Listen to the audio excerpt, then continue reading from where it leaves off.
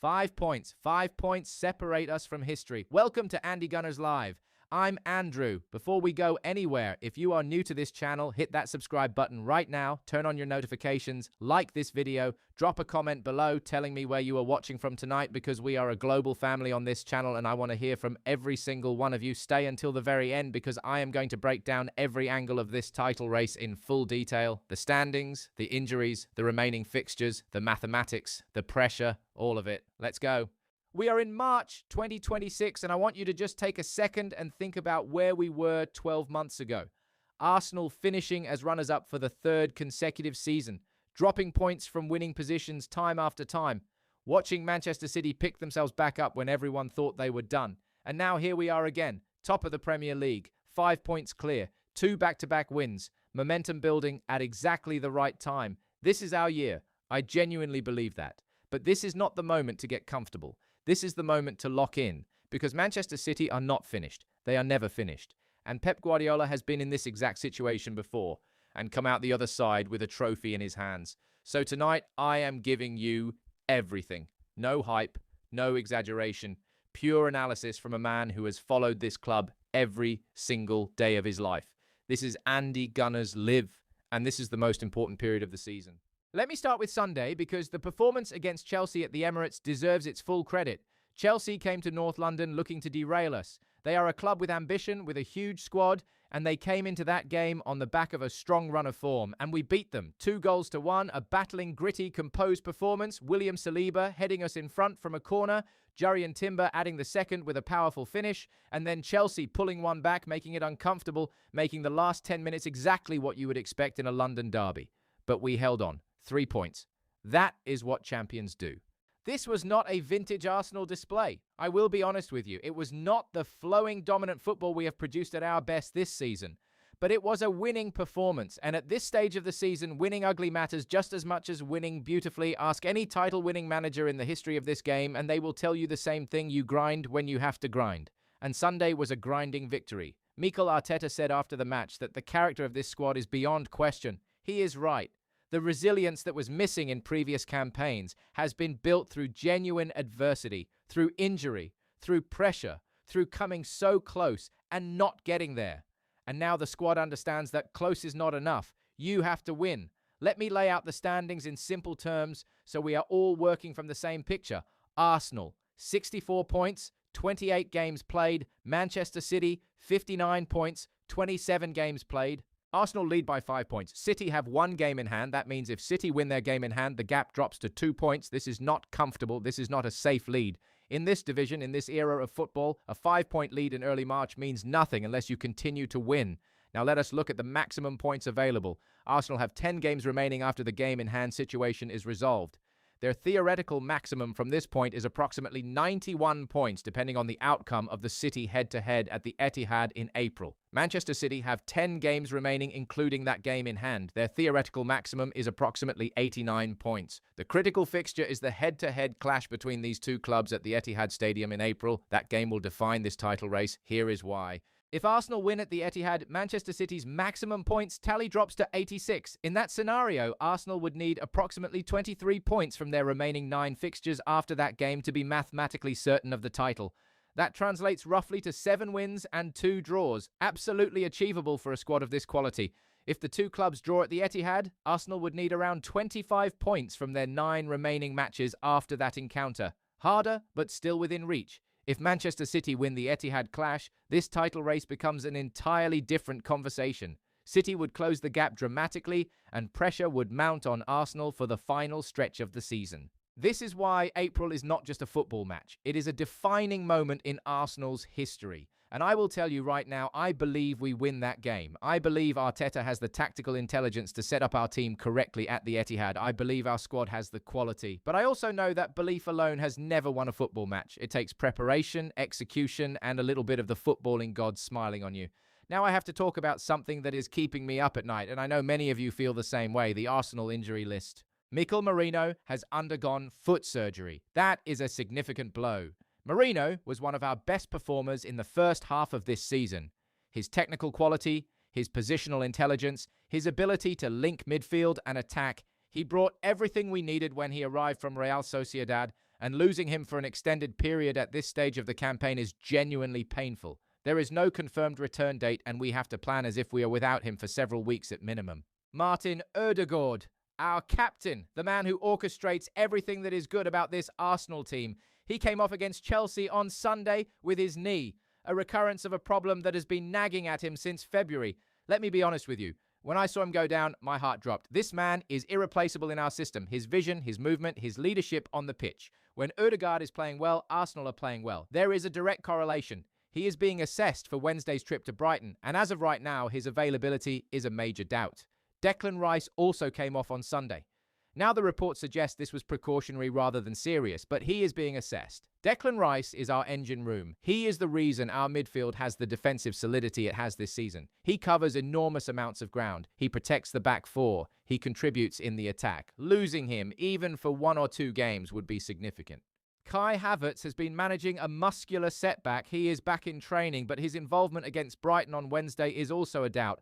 Havertz has been outstanding this season. His versatility, his goal contributions, his ability to press from the front. He has answered every question asked of him this campaign. Ben White remains out with a foot injury, and there is no confirmed return date. Now, some people look at this injury list and they panic. I understand that. I have been there.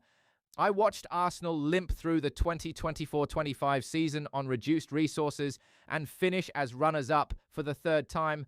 I know what injuries can do to a title challenge, but here is what is different this time. Here is what this squad has that previous squads did not have. The depth is genuinely extraordinary. Let me show you why.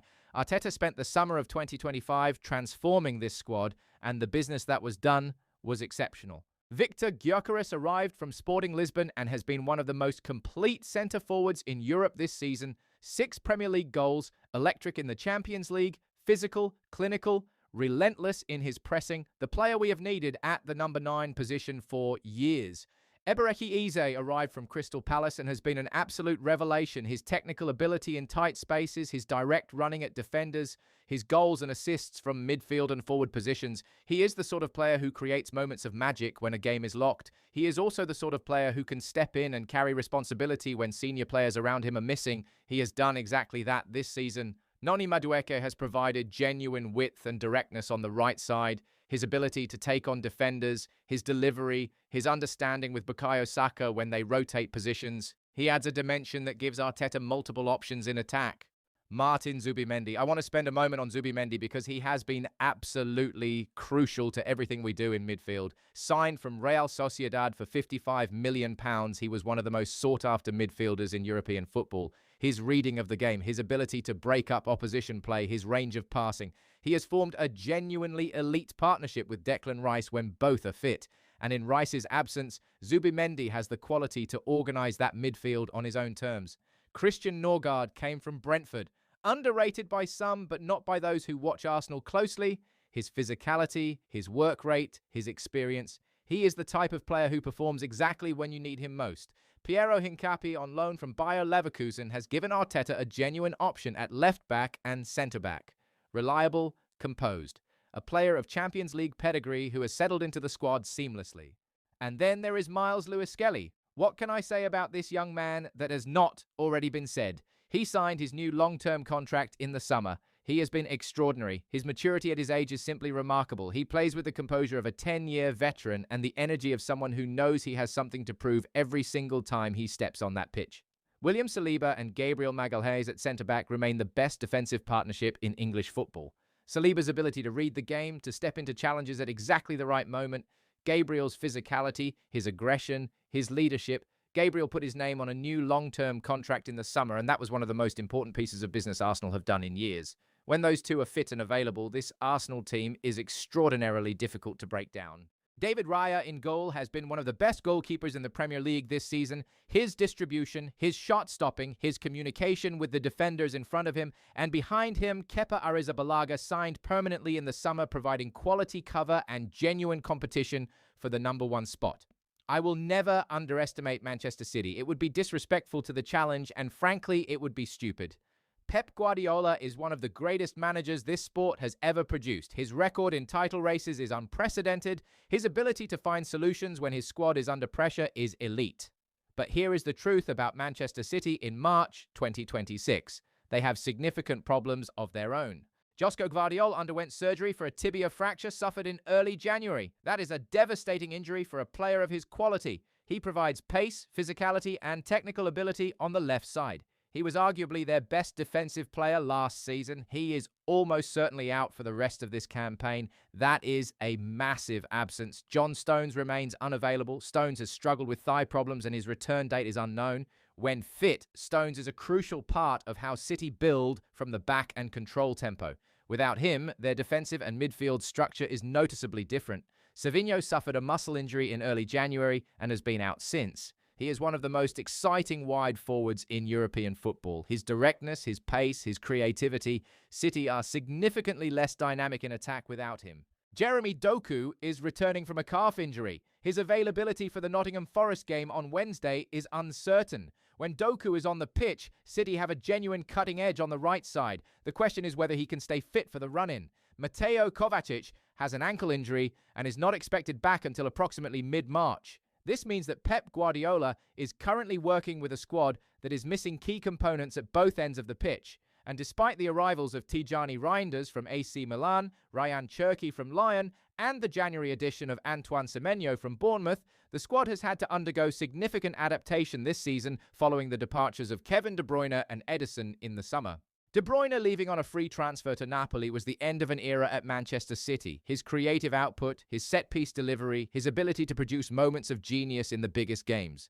Replacing a player like that is not something you do in one transfer window. Reinders has been excellent since arriving, but he is a different type of player, and City are still finding their identity without De Bruyne as the focal point. Antoine Semenyo scored the winner at Leeds on Saturday, and his addition in January for approximately £62 to £65 million shows that City's ownership are still fully committed to this title challenge.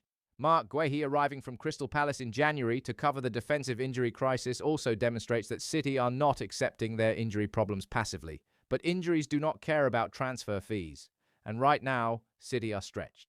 I want to spend some time on what I believe is the most fascinating element of this title race, the tactical duel between Mikel Arteta and Pep Guardiola. These two men know each other better than almost any other managerial pairing in world football. Arteta learned under Guardiola at Manchester City. He absorbed the principles, the methods, the philosophy, but he has developed his own identity. His Arsenal is not a copy of Guardiola's City. It is something new, something built on the specific qualities of the players available to him. When Arsenal travel to the Etihad in April, the tactical details will be everything. Arteta will have studied City's current form, their injury situation, their defensive vulnerabilities. He will have a specific plan for how to press them, how to exploit the spaces left by the absence of Gvardiol on the left side, how to manage the threat of Haaland through the positioning of Saliba and Gabriel. I expect Arsenal to set up in a mid-block initially, allowing City possession in areas where they cannot hurt us, waiting for the moments to press high and win the ball back in dangerous positions. Victor Gyökeres leading the line, pressing Ruben Dias and Manuel Akanji, forcing them into decisions under pressure. And going forward, I expect width to be the key. Bukayo Saka on the right side has been one of the decisive players in every big game this Arsenal team has played. His ability to cut inside and deliver in the final third, his composure in one-on-one situations. Without Gvardiol tracking him on the left side for City, Saka will have opportunities, significant opportunities, but this is football. And we have been here before. We cannot win the game on paper tonight. It needs to be won in April on that pitch. Let me now take you through what lies ahead, because understanding the fixture list is essential to understanding this title race. For Arsenal, the immediate priority is Wednesday's away trip to Brighton. Brighton, under their current setup, are organised, compact and technically capable. They will look to press Arsenal high and exploit any defensive uncertainty that comes from our injury situation. If Odegaard is unavailable and Rice is not fully fit, Arteta will need to be creative with his midfield selection. Zubimendi anchoring, Norgard providing energy and physicality, Eze providing the creative spark that Odegaard would normally supply. Then the FA Cup 5th round away at Mansfield, a game that should be comfortable on paper but that we must not treat casually.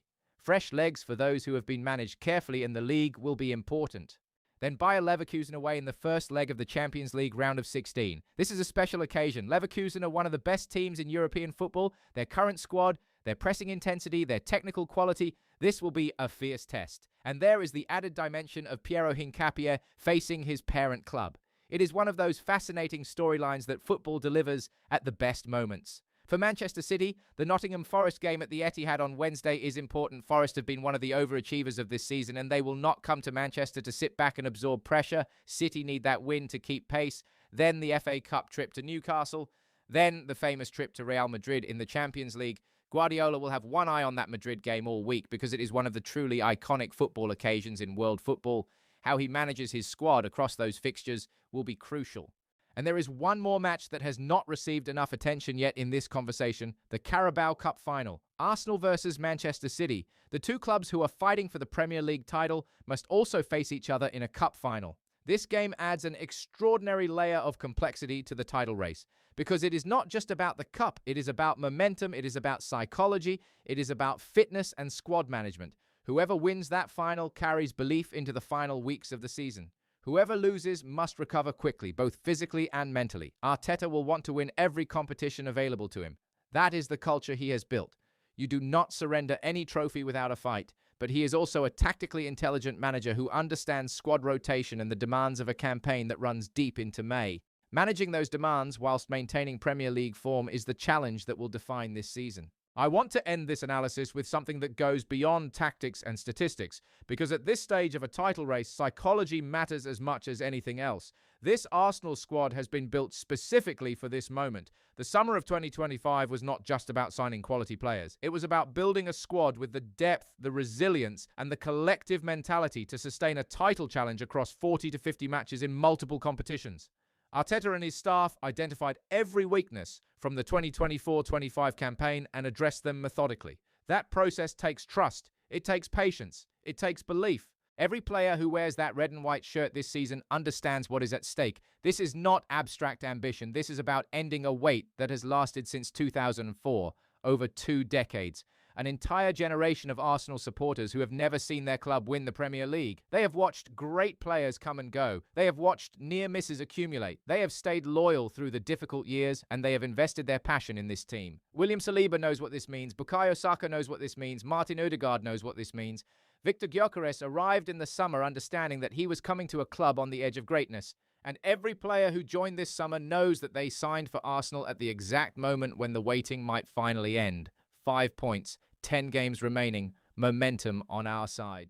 I am not telling you this is certain. Nothing in football is certain, but I am telling you that this squad is ready, this manager is ready, and this club deserves to win the Premier League. If you are watching this from London, from Lagos, from Toronto, from Riyadh, from Jakarta, from wherever you are in the world, this is our moment to push them over the line. Every match day, every set of 3 points, every clean sheet, every goal, we celebrate together and we suffer together and we fight together. The race is not over. It will not be over until the final whistle on the final day. But right now, tonight, Arsenal are top of the Premier League and they are going to fight for every single point until the trophy is in their hands. That is it from me tonight. That is the full breakdown. If you found value in this analysis, please like this video and share it with every Arsenal supporter you know. Subscribe to Andy Gunners Live and turn on notifications so you never miss a video as we go through the most important weeks of this season together. Drop your predictions in the comments. How many points do you think Arsenal need from here? Who is your player of the season so far? Who do you think wins the head-to-head at the Etihad? I read every single comment and I want to hear from you. I am Andrew. This is Andy Gunners Live. We are Arsenal and we are coming for that title.